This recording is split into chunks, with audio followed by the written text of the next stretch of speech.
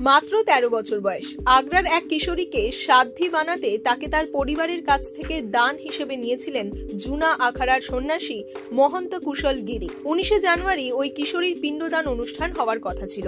ওই পিণ্ডদানের পরই তার বর্তমান অতীত হয়ে গিয়ে নতুন জীবন পাওয়ার কথা, কিন্তু কুশল গিরির সেই পরিকল্পনায় বাদ সাধল জুনা আখাড়া। আগামী 7 বছরের জন্য সাসপেন্ড করা হলো কুশল গিরিকে। ওই কিশোরীকে গ্রহণ করা নিয়ে সাফাই দিয়েছেন কুশল গিরি। তিনি বলেছেন, যা হয়েছে তা ওই কিশোরীর বাবা মার সম্মতিতেই হয়েছে।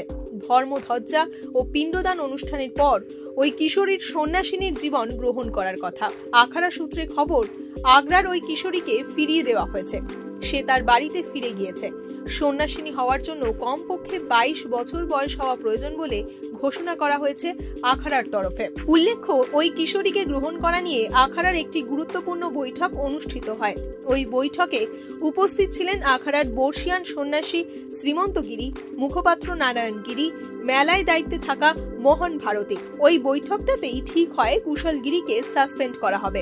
আখাড়ার সিদ্ধান্ত নিয়ে মুখপাত্র নারায়ণ গিরি বলেন, এ জিনিস মেনে নেওয়া যায় না, কারণ মেয়েটি এখনো প্রাপ্তবয়স্ক নয়। ওই কিশোরীকে ফেরত পাঠানোর সিদ্ধান্ত নেওয়া হয়েছে। আখাড়ায় যোগ দিতে গেলে ন্যূনতম বয়স হতে হবে 22 বছর। আখাড়ায় কোনো শিশু কিশোরীকে নেওয়া যায় না। উল্লেখ্য, ওই কিশোরীর বাবার একটি মিষ্টির দোকান রয়েছে আগ্রায়। গত 26শে ডিসেম্বর ওই কিশোরী ও তার বোনকে নিয়ে কুশল গিরির আখড়ায় আসেন কিশোরীর বাবা। 3 বছর আগে থেকেই কুশল গিরির সঙ্গে তাদের পরিচয়। কিশোরীর মা জানিয়েছেন, কুশল গিরির গীতা পাঠে আমরা মোহিত হয়ে গিয়েছিলাম। তারপরেই মহাকুম্ভে আসার সিদ্ধান্ত নিই।